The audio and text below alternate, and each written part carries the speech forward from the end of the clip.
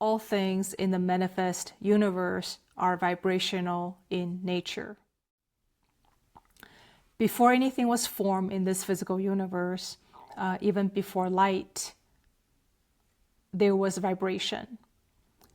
The primal creative force in the universe is vibrational.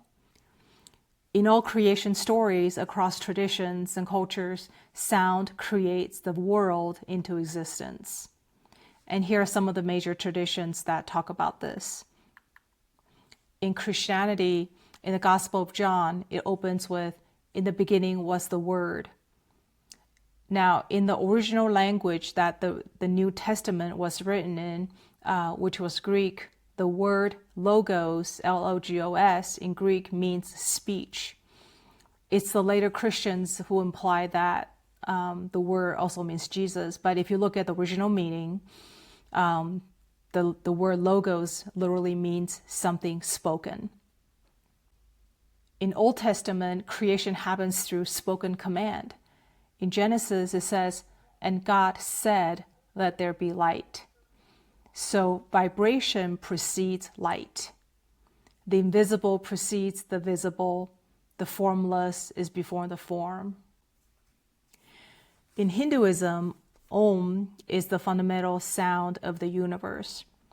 It is also believed that all creation merges from a cosmic vibration.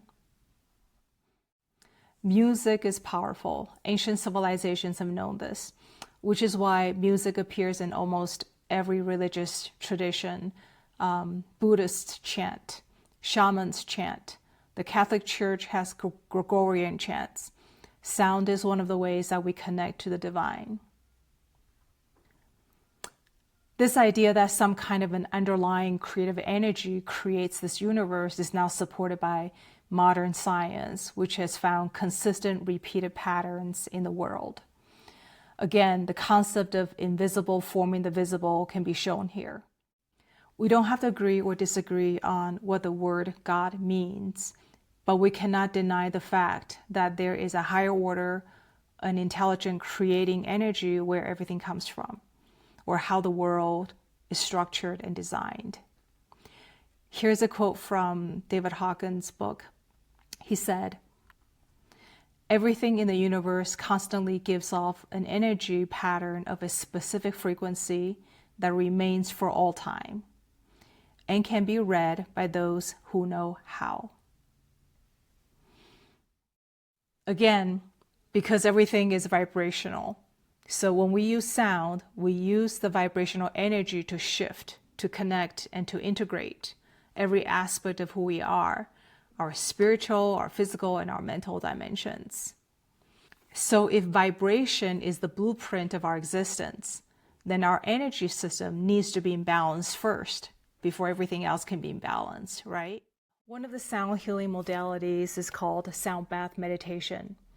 In a session, people will lay down on a yoga mat or a soft mattress, and a sound practitioner will play instruments like singing bowls, gongs, drums, tuning forks, etc.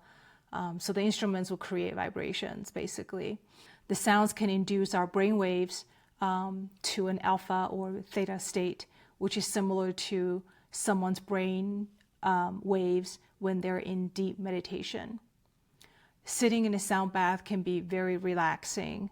I think it's called sound bath because in a sense you're bathed in sound vibrations.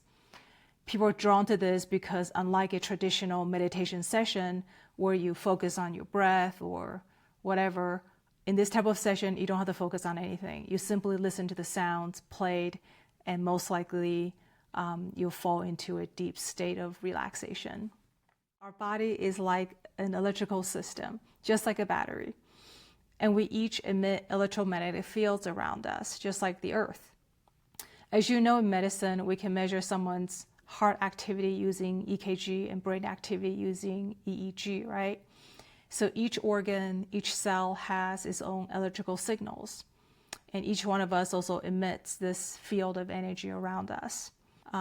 So in our human body, it involves around like 5 to 6 feet off of our body in this 3-dimensional space, if you can imagine that.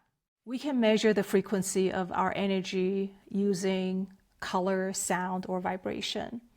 Some people can see the color of the field, while others can feel the vibration or hear the sound. In biofield tuning, we use sound and vibration. So when I do it, I can hear the sound that the tuning fork generates and also can feel the vibration of the tuning fork in my hand. So our field extends about 6 feet outward from the center of our body. And the farthest edge of the field represents the time you were conceived, and the midline of the body represents the current, the present moment, in a chronological way. And so these energetic patterns are recorded like a timeline, similar to tree rings, where you can see the growth conditions of a tree based on what the tree rings look like at that time in that year. So when we tune, the tuning fork can detect any dissonance, anything that sounds a little bit off in the field. And what a practitioner would do is that we just stay in the zone, stay in that area until the energy becomes balanced, until the frequency entrains itself. We now know that chronic suppression of emotions can make us sick. If we suppress, let's say, anger on a regular basis, over time, this stuck energy of anger can show up in the liver. Likewise, unprocessed grief or sadness can show up in the heart too. And I'm not talking about just any emotions here. I'm talking about emotions that have not been fully processed. In our modern cultures, we have all learned to suppress our emotions, especially men. And emotions are essentially just energies. If we have learned to suppress them, they need to go somewhere. They don't just go away.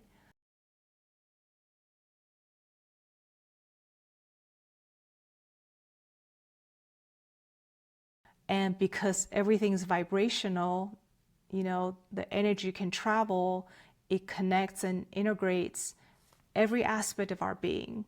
Our mental, spiritual, physical dimensions are all interconnected together.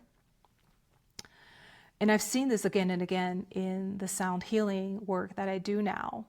Some people experience physical relaxation, some may have mental clarity, insights, and some people would experience like consciousness transformation. So this is why, sound healing is so magical, because it's completely natural, it's safe, and your body opens to what it's ready to receive. So whatever happens is what needs to happen, in a sense, because your body knows.